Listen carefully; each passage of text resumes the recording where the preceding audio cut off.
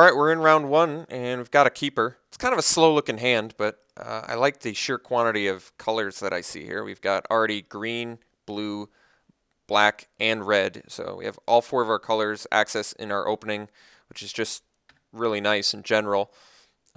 Major issues, of course, being that we don't have much of a early game going on yet, but I still think this is certainly a hand worthy of keeping.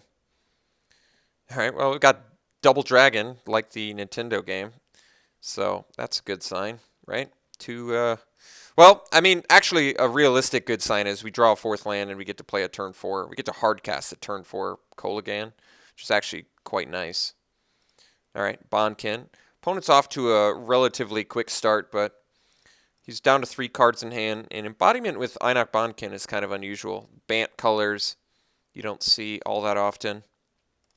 Master of the Way is actually a pretty good draw. If we draw a fourth land, we should be able to Master the Way him, or more realistically, a creature of some sort. But for now, I guess I'm okay with taking a couple damage and seeing how our opponent curves out.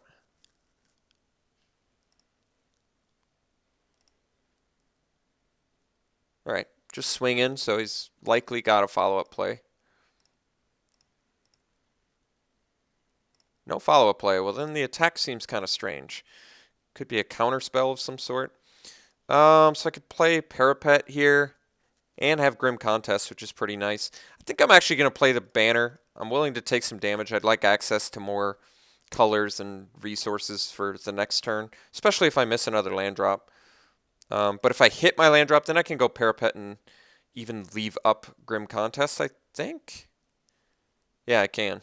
So I just need to hit an untapped land. I can't comfortably just say any land. So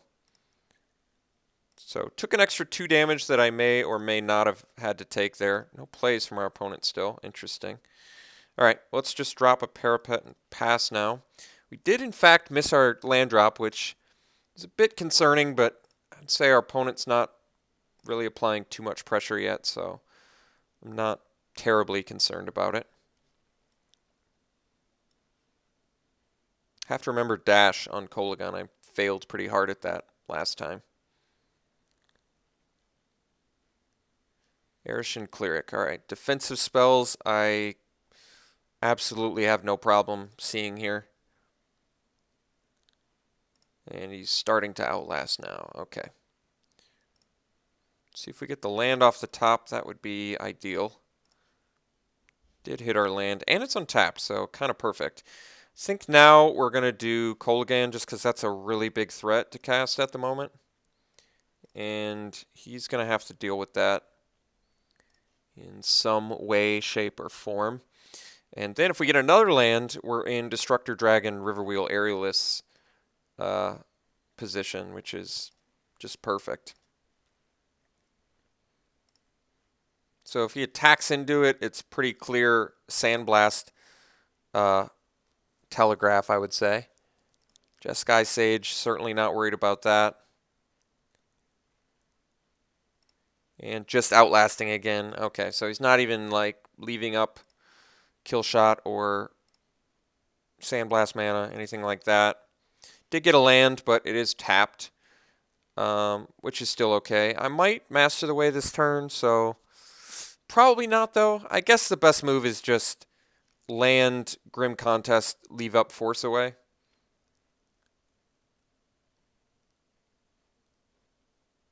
I'd rather save my Master the Way till it's like lethal on the face or something. So actually, it might be best to attack with Kolaghan in case his last card is Force Away. So we'll attack for 5.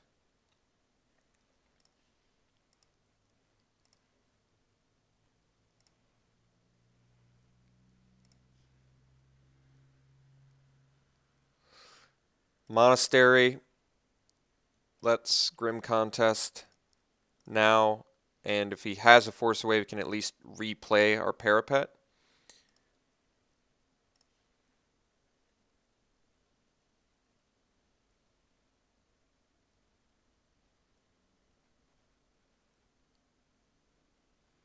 Okay. Now we pass. And I admit I didn't have to do that, but I'm playing it safe because I have a pretty good hand right now. So I'm just being excessively safe in the case of removal or stuff that I can't deal with, I guess.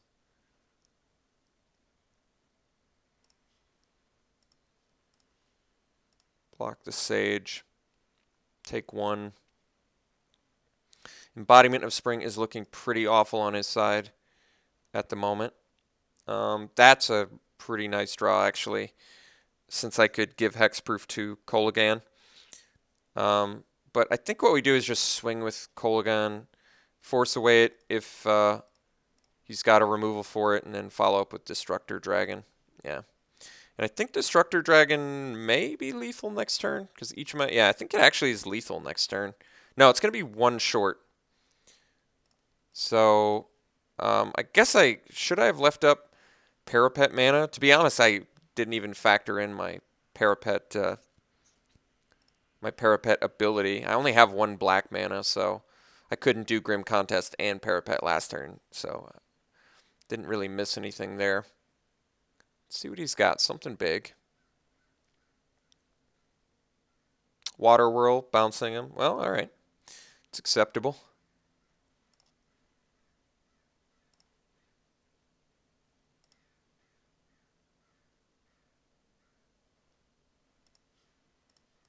So I think we play Destructor Dragon, make better use of the mana, and then we can actually dash Kolaghan for more damage output.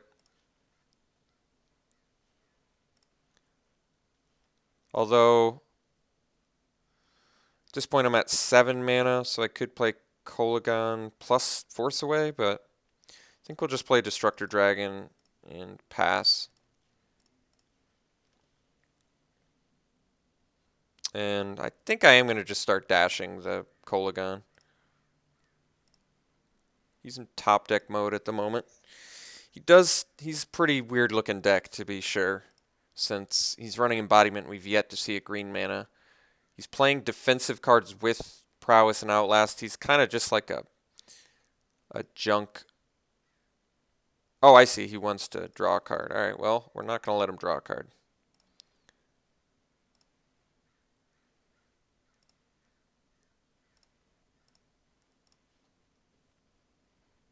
So I guess we'll do Thornwood Falls, and we'll dash this dude.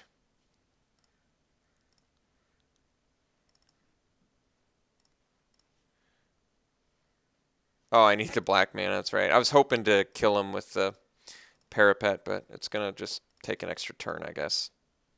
Wait, I forgot to pay red now.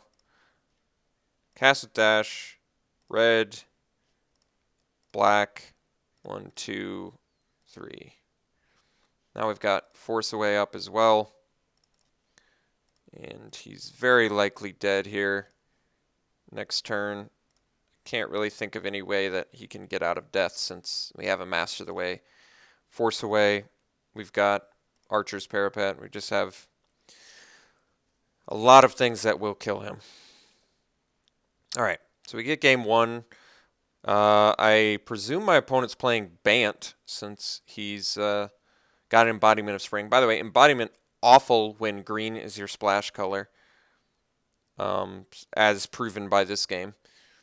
I don't know if he's just playing a bunch of defensive cards or what's going on exactly. It feels like he's playing a bunch of defensive cards, but he also had to mulligan, so maybe I shouldn't be too judgmental. But as of yet, I'm kind of unimpressed with my opponent's deck. So unimpressed that I don't know if I even want to bring in sideboard cards. So I could do Ancestral Vengeance for his Einok Bonkin, but getting double black seems absolutely insane in a deck that only has 4 sources of black. So let's put the kibosh on that plan and just stick to what worked in game one.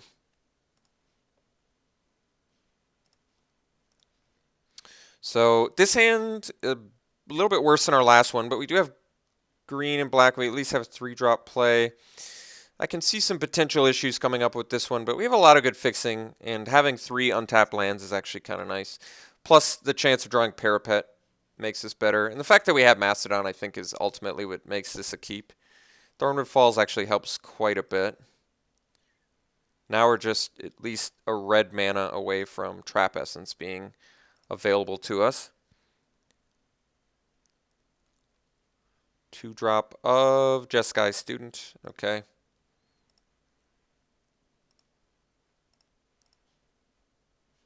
Play the Jungle Hollow. So we've already got a couple black manas at our disposal.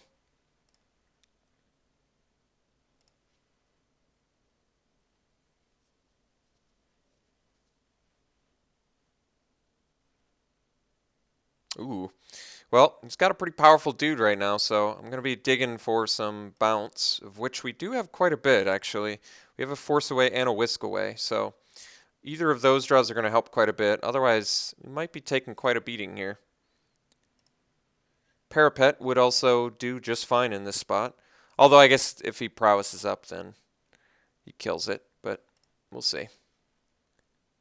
Destructor Dragon. All right, well, seem to be drawing all of our expensive spells, but we do have a lot of expensive spells, so I guess that's not completely, like, outrageous.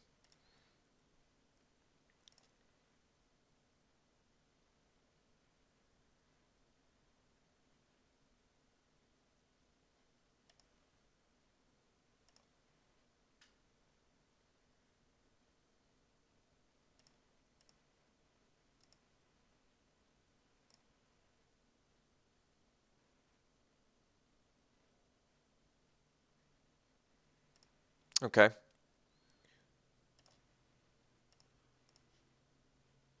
Ooh, that was a fantastic draw. So Whisk Away, one of our few answers for the Jeskai Student, so that's actually quite nice. So I guess the plan is block the Dragon Bell Monk and whisk away the student. You could also just, play a bounce effect for our Mastodon. Or a tap effect, yeah, pressure point for the prowess, which does actually make sense. So as long as he doesn't have Feat of Resistance here, I think we're actually still in okay shape. But if he does have Feat, we're probably going to lose, I guess.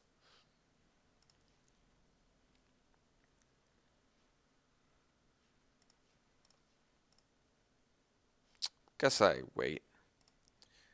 Kind of telegraphed I had something there, but...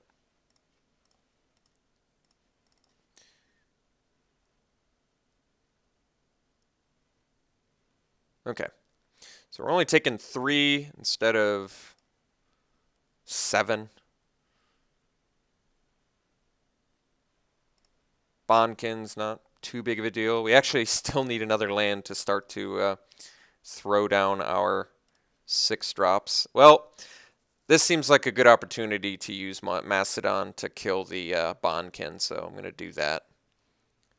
I could actually wait until he outlasts, but I don't even want to risk it. I've got too many good cards in my hand I want to play, so I think we just Grim Contest now, which is toughness, mind you. So I'm not going to lose my Mastodon. And then we'll pass. And I'm likely trading my Mastodon for a Dragon Bell Monk here. Or attempting to, rather.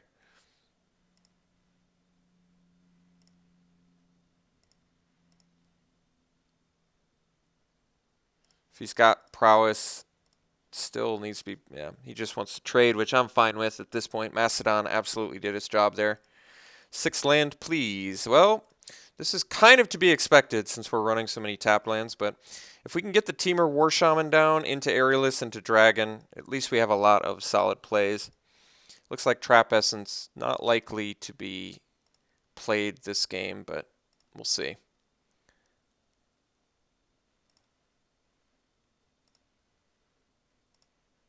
No prowess, no creature. Very nice.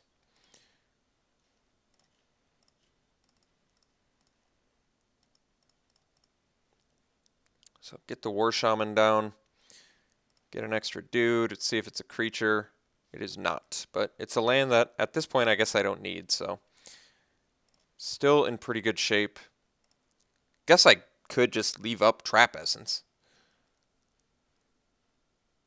while we're ahead on the board.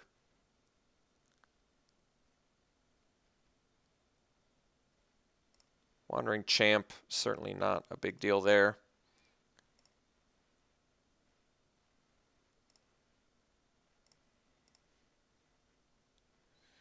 Okay.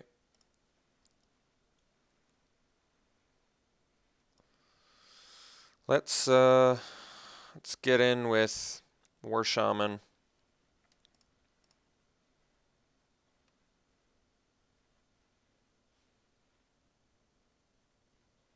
All right, so we had Kill Shot.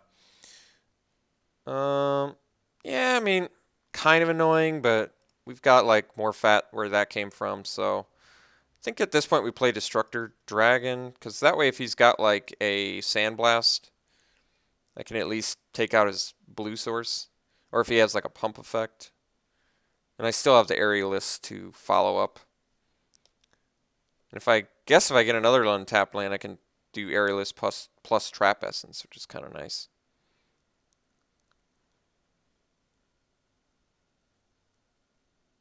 Playing something big here. Fascination. Each player draws 4 cards. All right. That's certainly fascinating. Still think that's better for us than it is for him, since we're kind of the control deck and it's late game, but we'll see. See what he's got. Certainly doesn't have an attack that I see. So now we can leave up Trap Essence too, which is going to be pretty amazing. So I have, what have I got? I have 8 mana to work with, and I need to leave up a red, a blue, and a green, which means I only have 5 to work with. So I think we play Crew Shock, 3, 4, 5, yep, and then we'll leave up Trap Essence for important creatures that he may or may not have. So we'll get in with our dragon and pass. Leave up the Trap Essence for whatever creature I want. And I guess put the counters on the Destructor Dragon.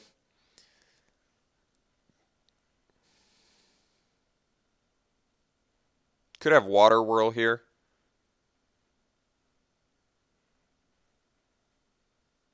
Which I guess I didn't play around. Certainly did not. Well, at least he didn't bounce our Manifest, I guess. That would have been a lot worse.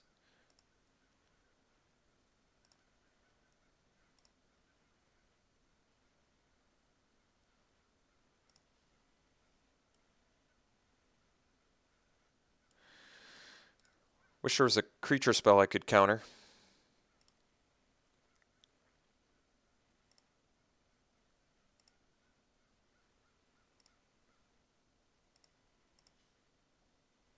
All right. Well, let's just play it safe then, I guess. Let's play well, could just do Crew Shock, leave up Trap Essence again. Or I could do Sultai Flare. Let's play Crew Shock, leave up Trap Essence again. I feel like I'm likely to hit a creature this turn, maybe, possibly. Could be. You never know. I have to discard. Well, Banner's gone. Don't need that. Guess I could have played... No, I don't think I... Could have played Banner plus Parapet, leaving up Trap Essence, I guess. I don't know if that's better, though. Attacking into it. So he's got Sandblast.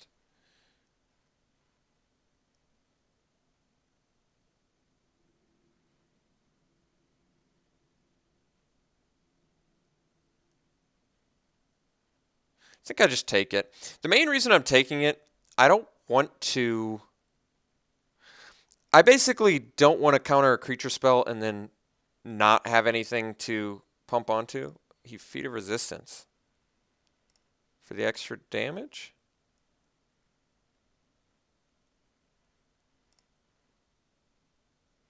Alright. Kind of hope he plays a creature here.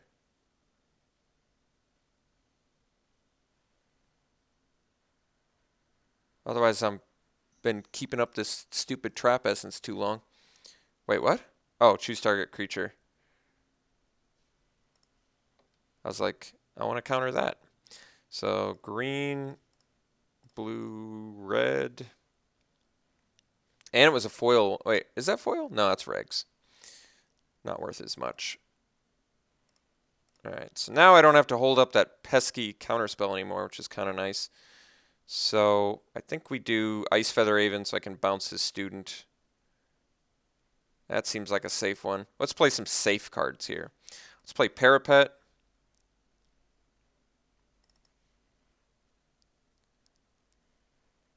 Can I do... I think I want to leave up Ice Feather Raven, so in order to do that, we just morph it.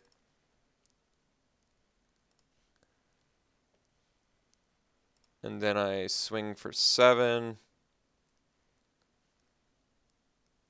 Pressure point. Yeah, I guess that's okay. So opponent is just tempo blue-white with embodiment of spring? Could be he just didn't have enough playables. That makes the most sense to me. Irish and Cleric could not matter less.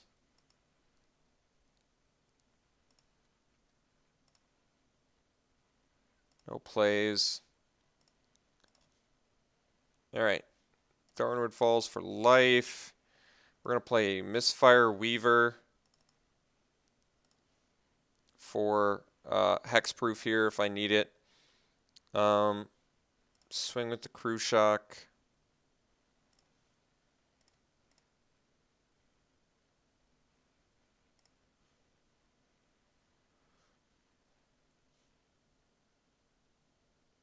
I think we just pass. I want to leave up bounce effect and hexproof.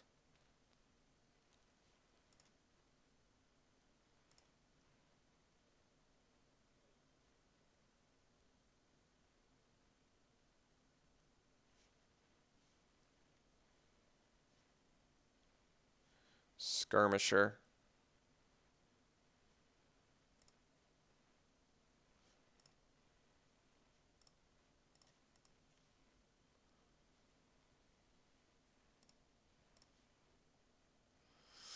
It's an interesting one. All right, let's get in with Crew Shock again.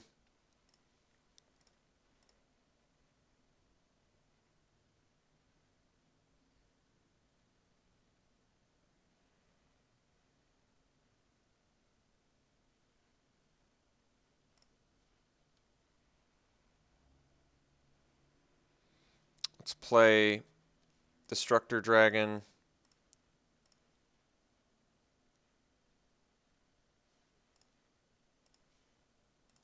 This way I can Parapet plus Unmorph anything.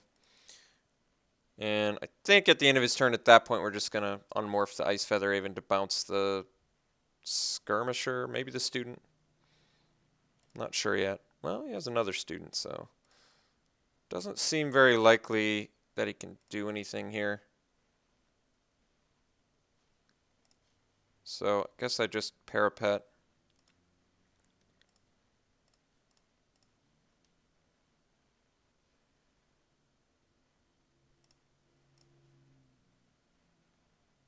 Yeah, that's pretty insane.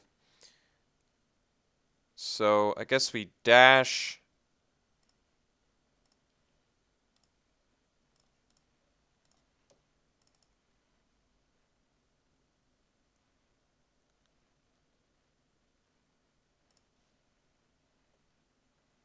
All of our guys are going to get pumped, so let's go Ice Feather Raven, Unmorph,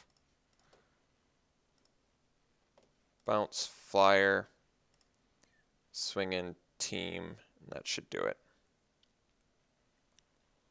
Alright, so we beat the blue-white tempo deck. I think he had a good start. Honestly, I think the only reason we won is we drew a timely Whisk Away. That Whisk Away was just absolutely huge in winning us this game and ultimately this match. First time I got to see Fascination played. I mean, it worked, I guess, reasonably well for him, but I still think it was better for us. And at this point, I'm pretty much convinced he was playing Fascination and the Embodiment of Spring because he was just short on playables for his 2-color deck, which tends to happen when you force the 2-color, I think. And you don't get the sweet 3-color cards. You don't get to play them from cons, of which we probably have too many. All right. Well, I guess we'll see you round 2.